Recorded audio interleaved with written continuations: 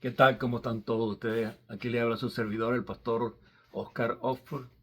Como hemos venido estudiando los últimos 7 días de la vida de Jesús. Hoy es jueves. Ya los discípulos habían hecho los preparativos para la fiesta. Jesús empieza a enfocarse primero que nada el anuncio de la traición de Judas. Entonces, al atardecer, cuando estaban sentados todos en la mesa y mientras comía, él dijo: de cierto les digo que uno de ustedes me va a entregar. Entonces, estremecidos de gran manera, comenzaron a preguntarle uno por uno: ¿acaso seré yo, Señor? Entonces respondió él y dijo: el que mete la mano conmigo en el plato, ese me entregará. A la verdad, el Hijo del Hombre va tal como está escrito de él. Pero hay de aquel hombre por quien es entregado el Hijo del Hombre. Bueno le fuera a aquel hombre no haber nacido.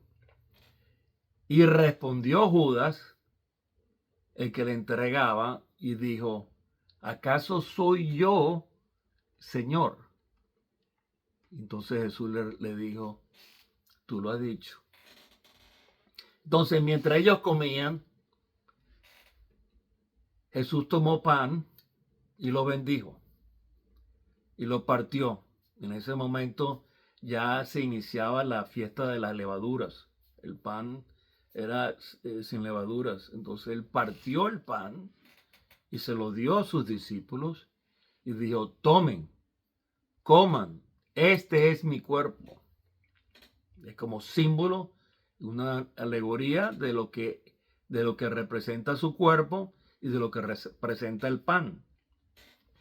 Y tomando la copa, y habiendo dado gracias, le dio diciendo: beban de ella todos, porque esta es mi sangre del pacto, la cual es derramada para el perdón de los pecados para muchos. Pero les digo que desde ahora no beberé más de este fruto de la vid hasta aquel día cuando lo beba de nuevo con ustedes en el reino de mi Padre. Entonces, Jesús instituye dos claves principales. Primero que nada, partió el pan y se los dio y le dijo: este es mi cuerpo. Obviamente, cuando estamos viendo lo que iba a pasar en la crucifixión, ese representa cuando parten el pan, cuando parten su cuerpo. Y también con la sangre. El derramamiento de la sangre significa que es simbólicamente que el perdón de los pecados. Jesús era el Cordero que quitó los pecados del mundo. Ahora bien, yo quiero que entiendan algo muy crucial. La fiesta que se celebraba era, la fiesta judía, era una fiesta judía, se llama en hebreo el Pesá. Pesaj.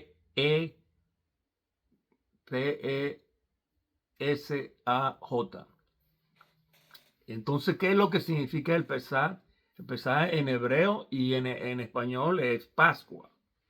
Significa en pasar o saltar por encima, pasar de alto. ¿Qué es lo que significa eso? Ustedes se acordarán cuando los hijos de Israel estaban en esclavitud en Egipto. Y bueno, ellos estuvieron esclavizados por 400 años. Dios derramó su poder porque él quería que su pueblo fuera libre. Y él desató una furia en mandando 10 plagas prácticamente en contra de los egipcios para que dejara a su pueblo ir y poder alabar al Señor, pues buscar a Dios, el yo soy del yo soy. Entonces, ¿qué fue lo que pasó? Que a lo último ellos celebran la última plaga, ellos celebran, el Señor les dio instrucciones de celebrar y hicieran la celebración de la Pascua, que era se sentaban todos, la fiesta es prácticamente una fiesta familiar. Se sentaban todos en la mesa y todos los ingredientes, vamos a decirlo así, todas las cosas que iban a comer tenían un simbolismo. No voy a entrar en detalle en eso, pero es muy, muy largo.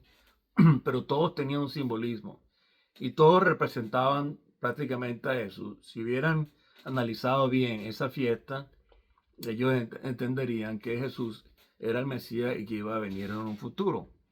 Ahora bien, cuando dice que pasó por encima, eso significa que cuando este, eh, el Señor protegió a los hebreos cuando el ángel de la muerte pasó y mató a todos los primogénitos. Entonces él pasó por encima de los postes de las puertas de todos los hebreos para que ninguno se muriera. Eso es en realidad el significativo de la Pascua.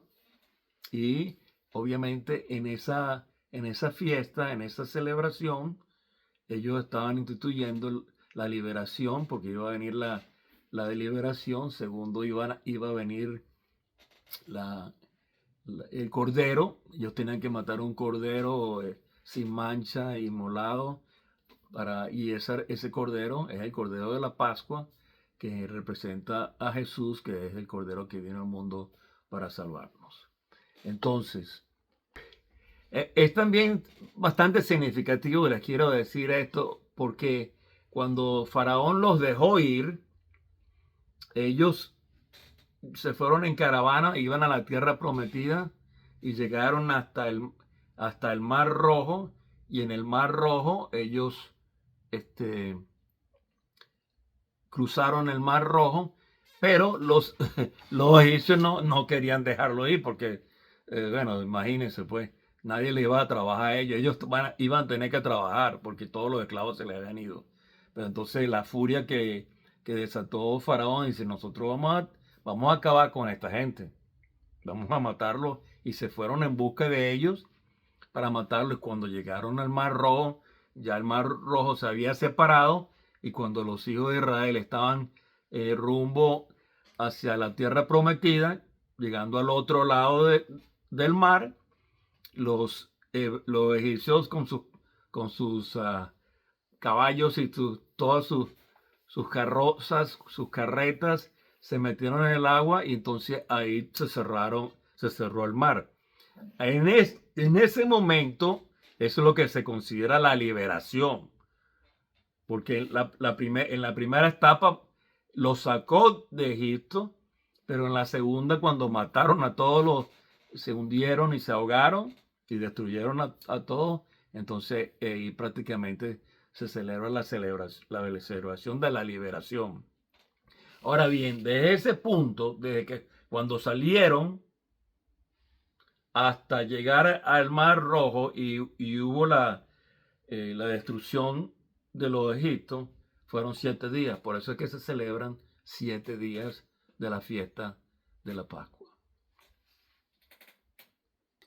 Ahora bien, regresando al punto de Jesús, cuando instituye la cena, siempre, todos los años se celebra el Pesach, una fiesta judía.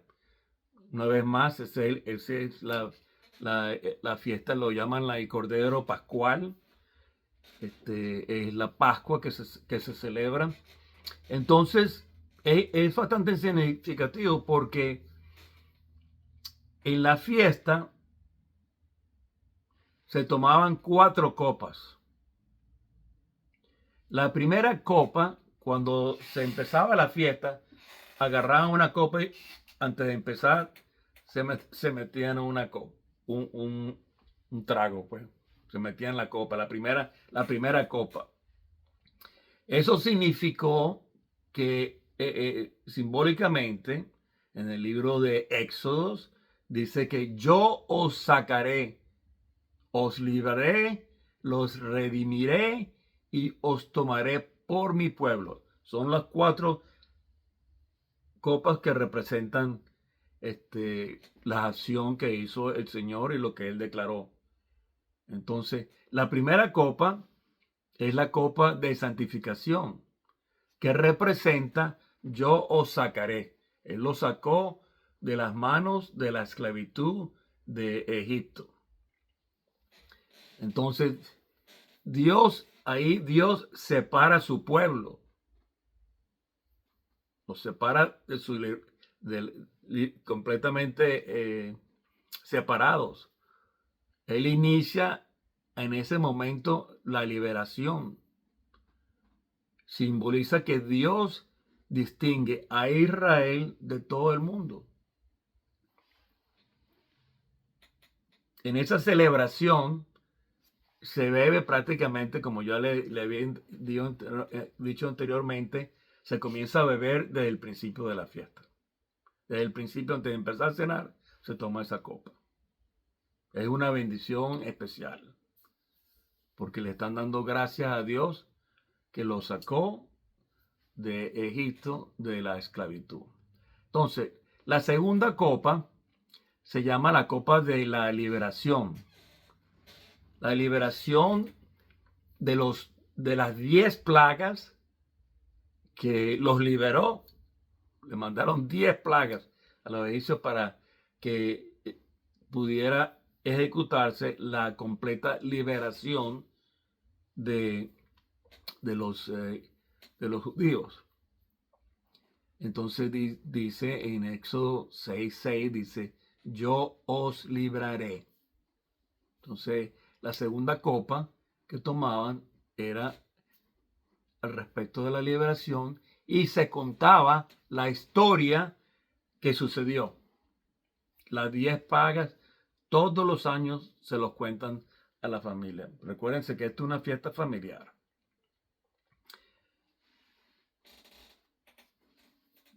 Siempre se relata esa historia y se derrama una gota por cada plaga. Imagínense. De la copa se derrama una gota simbolizando las 10 plagas. 10 gotas se derraman. La tercera copa es la copa de redención. Y esa es la copa que agarró Jesús. La redención. Que dice en Éxodo 6, también el versículo dice, yo os redimiré. Dios redime mediante el Cordero Pascual. Ellos derramaban la sangre, comían o mataban al cordero, sacrificaban al cordero y se lo comían. Entonces, en el Viejo Testamento, el Cordero Pascual obviamente era un animal, y en el Nuevo Testamento el Cordero representa a nuestro Señor Jesucristo. Sí, ellos comieron el Cordero también porque eso es parte de la fiesta judía, pero él estaba diciendo, yo soy el Cordero, el que quita los pecados del mundo. Entonces, ese simboliza el precio pagado por la libertad.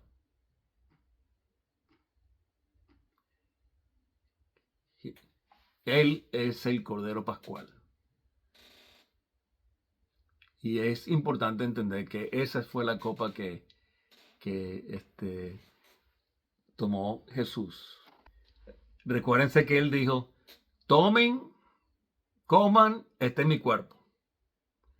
Y después dijo, tomando la copa y habiendo dado gracias, les dijo, beban de ella todos, porque esta es mi sangre del pacto, la cual es derramada para el perdón de los pecados de toda la humanidad. Entonces, esa es la tercera copa que Jesús tomó cuando instituyó que esto lo hicieran en memoria de mí. Entonces, por eso todos los años, desde ese entonces, celebramos la Pascua, y partemos el pan, el símbolo de su cuerpo, y tomamos de la copa, que es símbolo de la sangre que derramó por nosotros. La cuarta copa viene siendo al final de todos, después que todos coman, ellos empiezan a cantar alabanzas al Señor. En las escrituras, en el Mateo, no dice que tomaron la cuarta copa, pero sí dice que después que él les dijo, le tomaron la copa, la número 3, la copa de redención, dice que después empezaron a cantar alabanzas y se fueron salieron al monte de los olivos.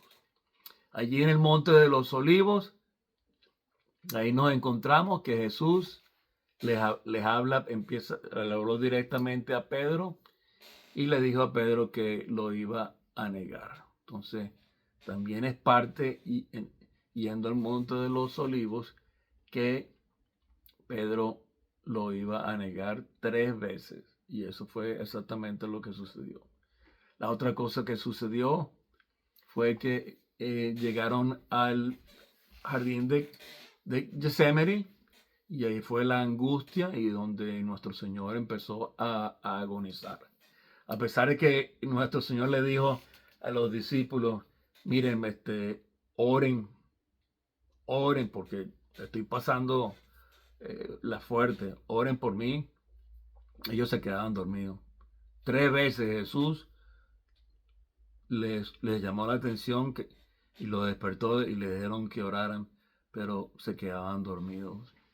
Entonces, pero ahí fue donde la angustia que él vivió antes de la crucifixión. Entonces más adelante vemos cuando todos estaban dormidos y cansados, entonces viene la guardia y Jesús es arrestado.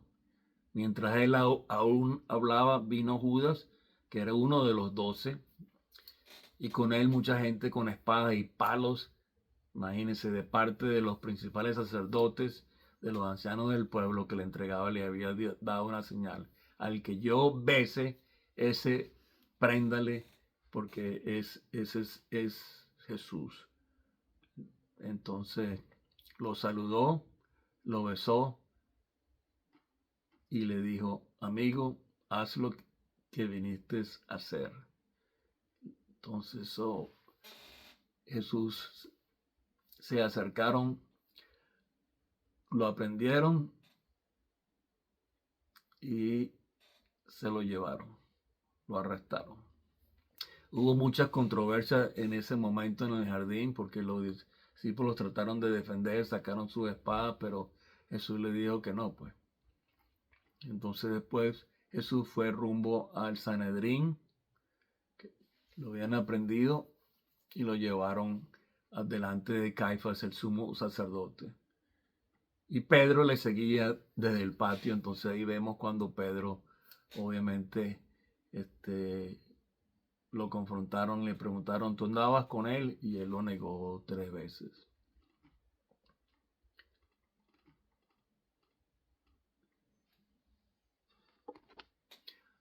Bueno, ahí estamos viendo lo que Jesús vivió el 7º día en la casa de Caifa, que era el sumo sacerdote. Yo cuando estuve en Israel, le doy gracias a Dios que tuve la oportunidad. Yo fui a la casa de Caifás, y en la casa había como un laberinto donde donde había un hueco grande, y abajo era como una cueva, pues. Y la única forma como metían a los presos antes de ser crucificados o ser juzgados, los metían en esa cueva. Era un hoyo, y le ponían las cuerdas en los hombros y lo guindaban y lo bajaban, porque ahí no había escalera ni nada.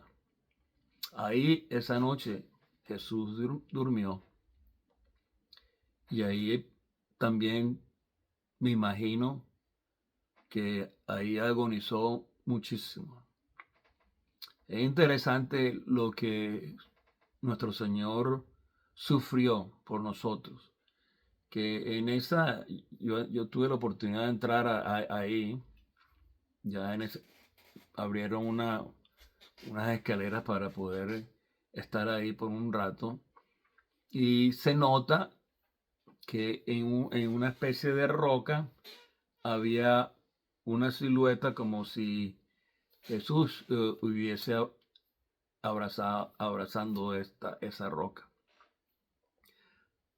Yo me imagino que fue un momento demasiado agonizante para él, pero lo tenía que hacer para podernos darnos vida.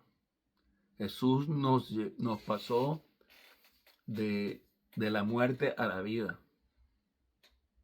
Nos liberó, nos trasladó de la muerte a la vida, porque Jesús es vida. Después vamos a hablar más adelante al respecto. Pero esa noche la pasó ahí porque el día siguiente lo iban a presentar ante Poncio Pilato. Entonces, bueno, yo sé que fue un poco largo, pero espero que le haya interesado mucho esta enseñanza para que ustedes sepan qué fue lo que hizo Jesús el día jueves. Dios me lo bendiga. Los quiero mucho. Que el Señor alumbre su rostro sobre cada uno de ustedes, así como ustedes alumbran dentro del mío. Amén.